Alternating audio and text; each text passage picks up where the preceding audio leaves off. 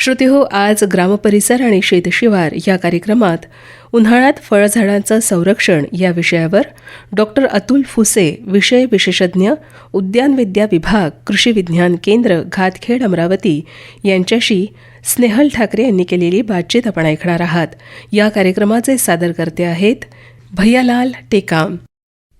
नमस्कार श्रोतेहो, आजच्या ग्रामपरिसर आणि शेतशिवार या कार्यक्रमात आपल्या सर्वांचं मनापासून स्वागत करते. श्रोतेहो, आपल्या आहारात महत्त्वाचं स्थान असणारे फळ आरोग्यासाठी खूपच लाभदायक असतं, कारण त्यात आवश्यक जीवनसत्वे, खनिजे, फायबर आणि अँटीऑक्सिडंटचं नैसर्गिक स्रोत आहे. रोज फळं खाल्ल्याने रोगप्रतिकारशक्ती वाढते, पचनक्रिया सुधारते, त्वचेचे आरोग्य टिकून राहते, हृदयविकार, मधुमेह आणि कर्करोगाचा धोकाही त्यामुळे कमी होतो. शरीराला हायड्रेट ठेवण्यासाठी आणि ऊर्जा मिळवण्यासाठी फळे ही खूप महत्त्वाची असतात. म्हणूनच आजच्या कार्यक्रमात आपण उन्हाळ्यात फळझाडांचं संरक्षण या विषयावर बातचीत करण्यासाठी आमंत्रित केलं आहे डॉक्टर अतुल फुसे सरांना, जे विषय विशेषज्ञ, उद्यानविद्या विभाग, कृषी विज्ञान केंद्र, घातखेडा, अमरावती येथे कार्यरत आहेत. चला तर त्यांच्याशी बातचीत करूयात.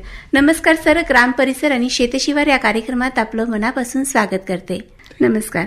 नमस्कार सर, उन्हाळ्यात फळझाडांवर विविध प्रकारचे आजार येतात, वेगवेगळ्या प्रकारचे काळजी आपल्याला घ्यावी लागत असते, तर ती कशी काळजी घ्यायला पाहिजे, त्याचे नेमके काय काय परिणाम आपल्याला दिसून येतात, याविषयी आपण काय सांगाल?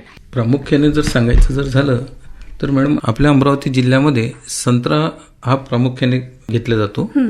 आणि संत्रा वर्गीय पीक जर म्हटलं तर त्याच्यामध्ये संत्रा झालं, मोसंबी झालं, लिंबू झालं, ही सगळे पिकं संत्रा वर्गीयमध्ये येतात. आणि काय आहे की आता बघता सगळं वातावरणामध्ये जो बदल होतो आहे, याच्यामुळे पावसाचं प्रमाण तर कमी झालेलंच आहे. त्याबरोबर आपल्या उष्णतामान जे म्हणतो आपण, आणि आताही बघा उष्णतेची लाट आपल्याकडे सुरूच आहे. सलग 15 दिवस लाट राहणार हे सुद्धा सांगितलेलं आहे. आणि ह्या सलग लाटेमुळे काय होतं आहे की आपले जे फळं पिकं असतात प्रामुख्याने त्याच्यावर फार मोठा परिणाम होतो.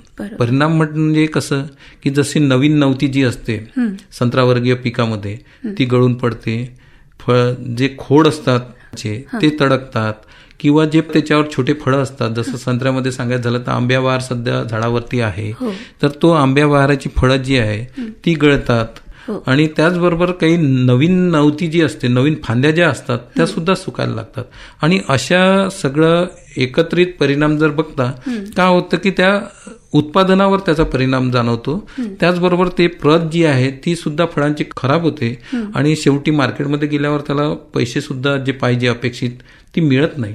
असं सगळं नुकसान होतं. त्यामुळे हे सगळं उष्णतेची लाट आपल्याला कशी रोखता येईल आणि आपले फळं झाडं चांगल्या तऱ्हेने कसे वाचवता येईल उन्हाळ्यामध्ये, हे काळजी घेणं फार मोलाचं आहे. खरंच आहे सर, कारण उन्हाळ्याची जी उष्णतेची लाट आपण बघितली तर सर्वसामान्य जनतेला, म्हणजे आपल्या मानवाला जर इतका त्रास त्याचा होऊ शकतो, तर झाडं जे आहेत, सजीव आहेत, परंतु त्यांना देखील तसाच त्रास होत असेल तर त्याच्यासाठी विविध उपाययोजना आपण करू शकतो. तर त्या नेमक्या कशा पद्धतीने आपण करायला पाहिजेत? ठीक आहे. त्याच्यामध्ये जर सांगायचं जर झालं तर जे नवीन म्हणजे मागच्या वर्षी जे झाडं लावलेले असतात तर यांची काळजी घेणं खूप महत्वाची असते. कारण का की हे नवीन झाडं जे असतात यांना जर पाणी जर बरोबर मिळालं नाही तर हे झाडं लवकरच सुकून मरू शकतात, है ना. त्याच्यामुळे याच्याकरता काय करावं लागतं की आपल्या आता कधी कधी काय होतं की शेतकरी लागवड करून टाकतो आणि आता एका वर्षामध्ये आपण पाण्याची व्यवस्था करू असं त्याचं प्लॅनिंग असतं, परंतु ते कधी कधी होत नाही. तर अशा वेळेस काय करायला पाहिजे, त्या शेतकऱ्यांनी एक जे 2 ते 3 लिटरचं जे मडकं असतं ते मडकं आपण त्या जमिनीमध्ये पुरतो आणि त्याच्यामध्ये काय करायचं, खालून एक छिद्र घ्यायचं, त्याच्यामध्ये एक चिंदी टाकायची आपल्या कपड्याची आणि ते भरून ठेवायचं. आणि ते जर असं, आणि वरून जाळी एक झाकून ठेवता येते. आणि ते झाकून ठेवल्यामुळे काय होते की त्याच्यामध्ये जवळपास थेंब जसं ठिबक सिंचन जे म्हणतो आपण, ते ठिबक सिंचनच्याच पद्धतीनं पाणी आपण त्या झाडाला पुरू शकतो. म्हणजे एक वेळ ते भरलं 2-3 लिटर की 4-5 दिवस सहज चालतं. आणि आता तर नवीन जर सांगायचं झालं तर त्याच्यापेक्षा सोपं म्हणजे आपल्या ज्या बिस्लरीच्या बॉटल असतात त्या सुद्धा आपण त्या छिद्र पाडून त्यातून चिंदी टाकून ती सुद्धा बॉटल एक वेळ भरून ठेवली की ते आपली 2-3 दिवस चालू शकते. म्हणून बिस्लरी पद्धत सुद्धा आपण वापरून ते झाड आपण जगू शकतो. त्याचप्रमाणे नवीन झाडांची काळजी घ्यायचं जर झालं तर त्याला सावली करणं खूप महत्वाचं असतं.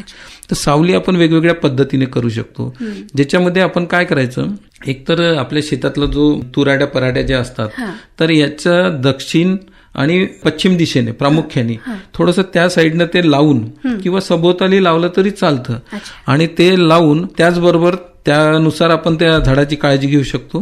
किंवा 3 कमच्या जर लावल्या आपण आणि त्या 3 कमच्याला गुंडाळून शेडनेट जर वापरली तर त्याच्यामुळे सुद्धा गरम लाटा ज्या असतात त्या सुद्धा आपण रोखू शकतो. किंवा अजून सोपं जर सांगायचं जर झालं तर बोरू हा शेतकऱ्यांकडे असतो, ज्याचं आपण हिरवळीचं खत म्हणून वापरतो है ना. तो बोरू आपण जर समजा 2 महिने आधी जर टाकून दिला आणि जिथं ठिबक जर असेल तर प्रश्नच नाही, तर तो बोरू सभोवताल टाकून जवळपास त्या खोडापासून 1 फूट अंतरावर टाकून जर काही 8-10 बिया टाकल्या तर तो वाढल्यानंतर काय होते की 2 महिन्यामध्ये त्याचा एकत्रित पकडून आपण ते शेंडा जर त्याला बांधून घेतला तर त्याची सुद्धा सावली होऊ शकते. किंवा आता जे लोक आपण प्रामुख्याने जर हळद झालं, अद्रक झालं या पिकामध्ये जे सावली करतात, जे आपले एरंडी वापरतात ना, एरंडी सुद्धा आपण याच्यामध्ये वापरू शकतो. म्हणजे ऑक्टोबर-नोव्हेंबर मध्ये 4-5 बिया जर त्या झाडाभोवताल जर टाकून दिल्या थोड्या दूर, तर त्याची सुद्धा चांगल्या तऱ्हेनं त्याच्यामध्ये सावली भरपूर पडते आणि ती सावलीमध्ये झाड चांगल्या तऱ्हेनं तग धरू शकते. अशा पद्धतीनं काळजी घेणं आवश्यक आहे. त्याचबरोबर तुमचं आच्छादन जे आहे मोठ्या झाडांना आपण वापरतो त्याचप्रमाणे छोट्या झाडांना सुद्धा आच्छादन आपण वापरू शकतो. सर, आता आपण बोलताना सांगितलं की ही जी काळजी आपण घ्यायची आहे ही छोट्या संत्र्यांच्या किंवा फळझाडांची घ्यायची आहे, पण असेच मोठ्या झाडांची देखील काळजी घेणं गरजेचं आहे. कारण मगाशी तुम्ही सांगितलं की जेव्हा फळं येतात तेव्हा ती फळं गळतात उन्हामुळे किंवा उष्णतेमुळे, तर अशा वेळेस मोठ्या झाडांची काळजी घेणं देखील तेवढंच गरजेचं असतं. तर मग ती कशा पद्धतीने घ्यायला पाहिजे? तर याच्यामध्ये काय आहे मॅडम की आपण सगळ्यात महत्वाचं मोठे झाडं जे असतात ना याच्याकरता आच्छादन करणं खूप महत्वाचं असतं. आणि आच्छादन हे 2 प्रकारचं राहतं. एक लाईव्ह आच्छादन म्हणतो आपण, किंवा एक आर्टिफिशियल, म्हणजे जे मार्केटमध्ये शीट उपलब्ध होते ती आणून आपण तिथे झाडाखाली टाकू शकतो. आता लाईव्ह जे आपण म्हणतो आपण आच्छादन, याच्यामध्ये आपल्या जो शेतातला जो काडी कचरा असतो है ना, तो काडी कचरा आपण त्या झाडाच्या कॅनॉपी एरियात म्हणजे वाफ्यामध्ये एक 8 ते 10 सेंटीमीटर चांगली हाईट घेऊन तो तिथं आपण पसरवतो. आणि त्याच्यामध्ये काय होते, त्यापूर्वी आपण 2 ते 3 किलो गांडूळ खत सुद्धा त्याच्यामध्ये ऍड करू शकतो. किंवा बुरशीचा जर प्रादुर्भाव होत असेल तर त्यासाठी ट्रायकोडर्मा सुद्धा एखादा 50 ते 100 ग्रॅम तिथे आपण पहिले टाकून देऊ शकतो. किंवा लिंडेन पावडर जी मार्केटला उपलब्ध होते ती सुद्धा तुम्ही तिथे आधी टाकू शकता आणि त्याच्यावरती ती ही आच्छादन देऊ शकता. किंवा आता शेतकऱ्यांनी जर ठरवलं नाही मला हे लाईव्ह मर्चिंग नाही करायचं, तर त्या दृष्टिकोनातून मार्केटमध्ये पॉलिथिन शीट मिळते काळ्या कलरची, जिचा GSM जो आहे जवळपास 150 ते 200 याचा MM असतो, तो आणून आपण तो GSM ची ती शीट सुद्धा आपण त्या आकाराची फाडून तिथे टाकू शकतो. आणि त्याच्यामुळे काय होते की जे बाष्पीभवन जे आहे, जे डायरेक्ट सूर्यकिरण जे जमिनीवर पडणार ते आपण परावर्तित करू शकतो. आणि त्याच्यामुळे काय आहे की पाण्याच्या ज्या हे म्हणतो आपण 2-4 पाण्याच्या पाळ्या ज्या म्हणतात त्या कमी करू शकतो. तर अशा पद्धतीनं आपण आच्छादन करणं खूप महत्वाचं आहे. त्याचबरोबर पाणी देण्याच्या ज्या पद्धती असतात त्या सुद्धा वेगवेगळ्या पद्धतीने आपण पाणी तिथं देऊ शकतो. आणि आपल्याला उन्हाळ्यामध्ये हे ठरवावं लागेल, एक शेतकऱ्यांनी हे सुद्धा नियोजन करायला पाहिजे, ज्यावेळेस तो बाग उभी करतो ना त्यावेळेस त्यांनी हे ठरवायला पाहिजे की उन्हाळ्याच्या पिरियडमध्ये म्हणजे ऍक्च्युअली एप्रिल-मे मध्ये मी किती झाडांना पाणी देऊ शकतो, तितकेच झाडं त्यांनी पावसाळ्यामध्ये लावून तेवढ्याच झाडं उभे करायला पाहिजे. नाहीतर आपण जास्तीचे झाडं लावून आणि उन्हाळ्यामध्ये जर सुकत असतील तर त्याला काही इलाज नाही ना. म्हणजे झाडाचं नुकसान होणं आहे आणि आपलं स्वतःचंही नुकसान, आपलंही नुकसान होतं. बरोबर. सर, कोरडवाहू फळझाडांची वाढत्या तापमानात कशा पद्धतीने काळजी घ्यायला पाहिजे?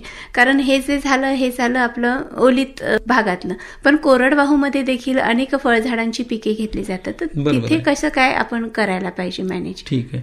आता कोरडवाहू पिकं जर म्हटलं मॅडम तर याच्यामध्ये आपल्याकडे प्रामुख्याने जे आहे आंबा झालं, आवळा झाला, कवट झालं, चिंच झाली आहे ना, बोर झालं, हे सगळे आपण कोरडवाहू पिकं म्हणतो यांना.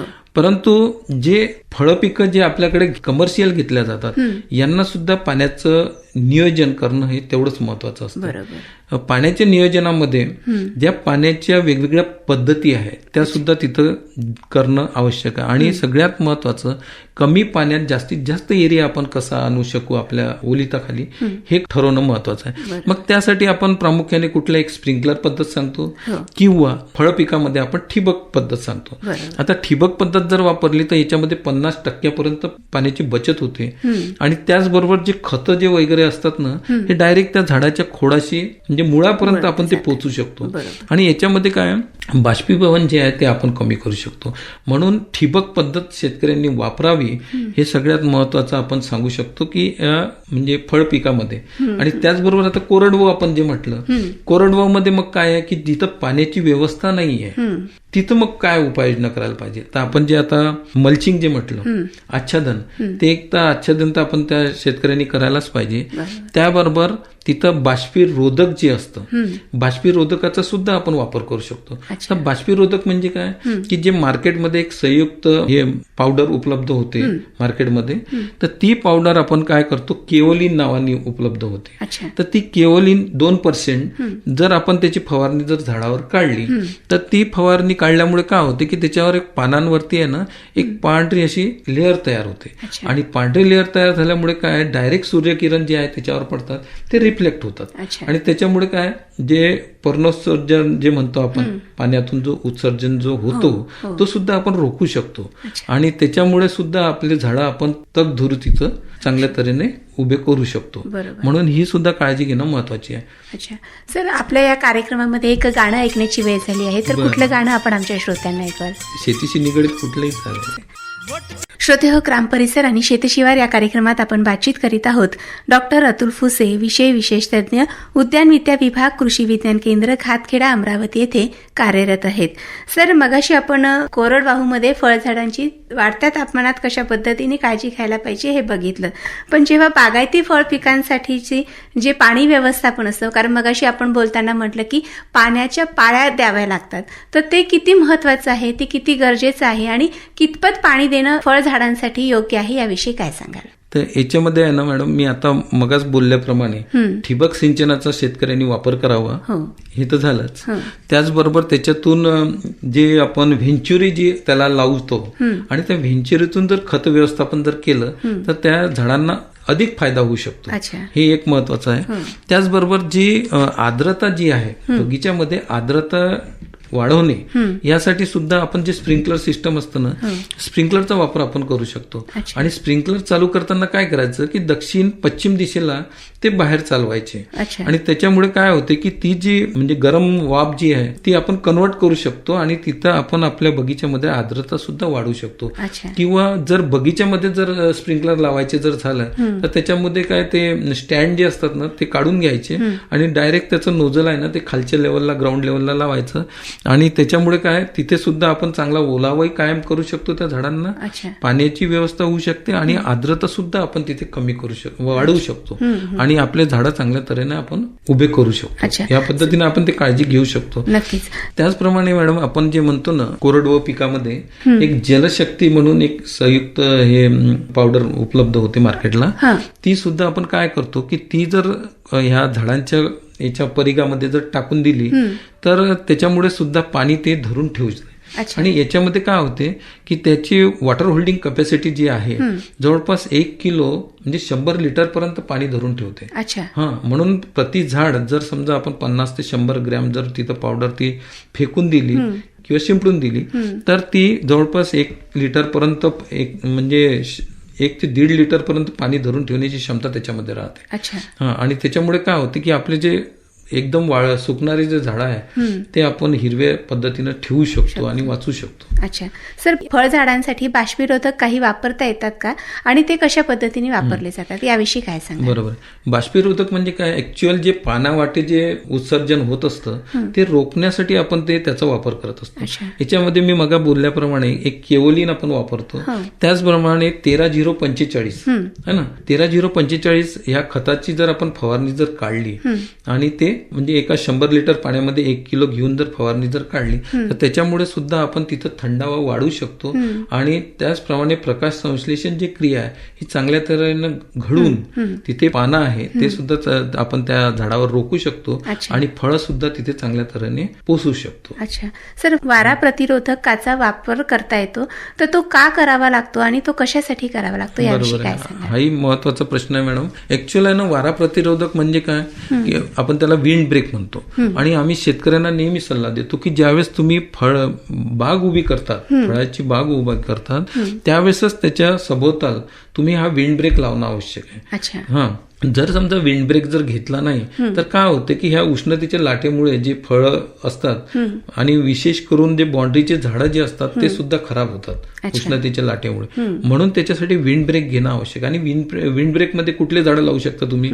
शेवरी आहे, हेटा आहे, तुमचं ग्लेरेसिडिया आहे, तुमचं जांभूळ आहे, है ना. हे सगळे झाडं तुम्ही तिथे बाउंड्रीनं लावू शकता. किंवा आपला बांबू आहे, आणि बांबू जर लावला प्रामुख्याने संत्रावर्गीय पिकाच्या बाउंड्रीनं, तर तो ज्यावेळेस संत्र काढणीस येतात, म्हणजे 5 वर्षानंतर आपण ज्यावेळेस बाग म्हणजे विकतो, फळं येतात आपल्या हातात, त्यावेळेस त्याला लागणारे जे स्टेकिंगचा जो खर्च आहे तो सुद्धा आपण त्या बांबू जो तिथे तयार झालेला असतो 5 वर्षानंतर तोच तिथे वापरून त्याचा आपण खर्च सुद्धा आपण कमी करू शकतो.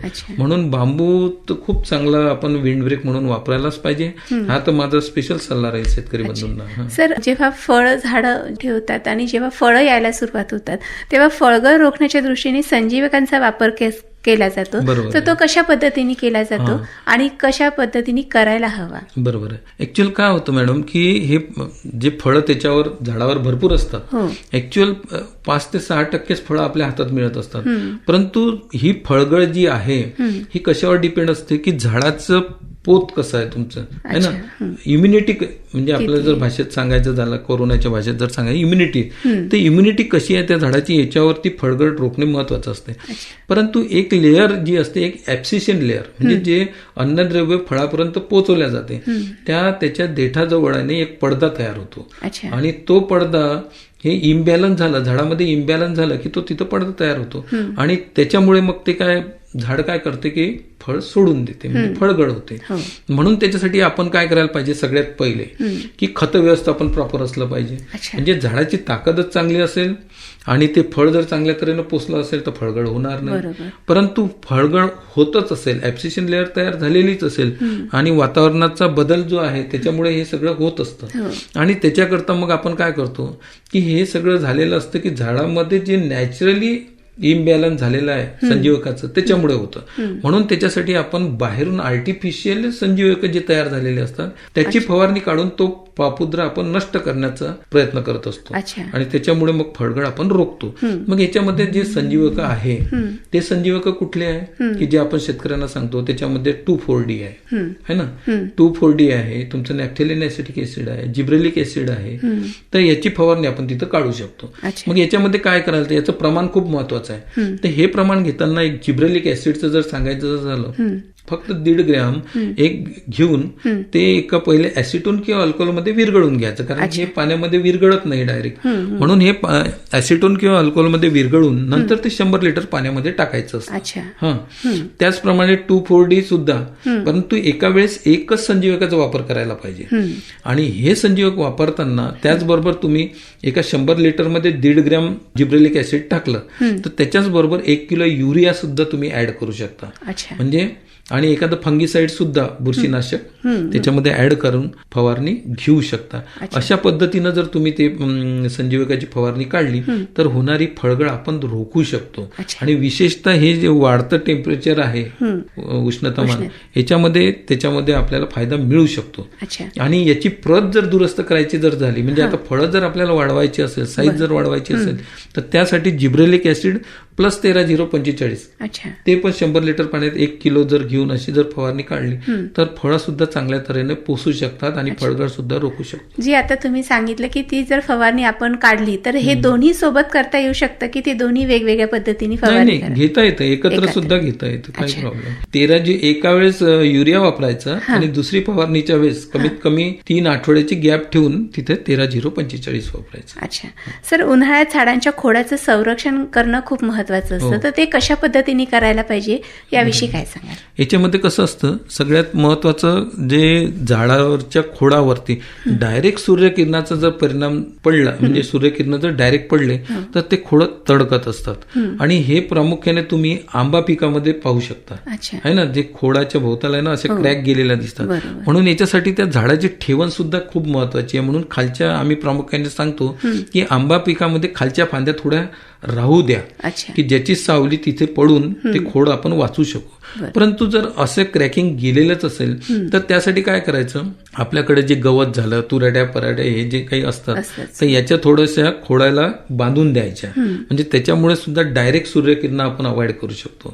त्याचबरोबर जर समजा एक आपण बोर्डो पेस्ट है ना, बोर्डो पेस्ट जर लावली, आता बोर्डो पेस्ट म्हणजे काय, 1 किलो मोरचूद 1 किलो चुना एका 10 लिटर पाण्यामध्ये तयार करून ती पेस्ट आपण किंवा बोर्डो मिक्सचर आपण म्हणतो, बोर्डो मिक्सचर हे खाली ड्रेंचिंग करता वापरतो, परंतु बोर्डो पेस्ट ही जर त्या खोडाला लावली चांगलं, म्हणजे जमिनीपासून 1 ते 1.5 मीटर पर्यंत आपण जर लावली तर डायरेक्ट सूर्यकिरण जे खोडावर पडतात ते आपण तिथे रिफ्लेक्ट करू शकतो. आणि प्रामुख्याने हे कधी करायला पाहिजे, उन्हाळ्यात सुरुवातीच्या आधीच करायला पाहिजे एक, आणि दुसरं म्हणजे पावसाळ्यानंतर. म्हणजे असं 2 वेळा आम्ही हे आमचं रिकमेंडेशनच आहे, परंतु हे शेतकऱ्यांनी करायला पाहिजे. याचा फायदा आपला बुरशीनाशक म्हणून सुद्धा होतो आणि याचा फायदा झाडाला नक्कीच होतो. नक्की सर. आपल्या या कार्यक्रमामध्ये एक गाणं ऐकण्याची वेळ झाली आहे, तर कुठलं गाणं आपण आमच्या श्रोत्यांना ऐकवाल? आपल्या आवडीचं कुठले गाणे?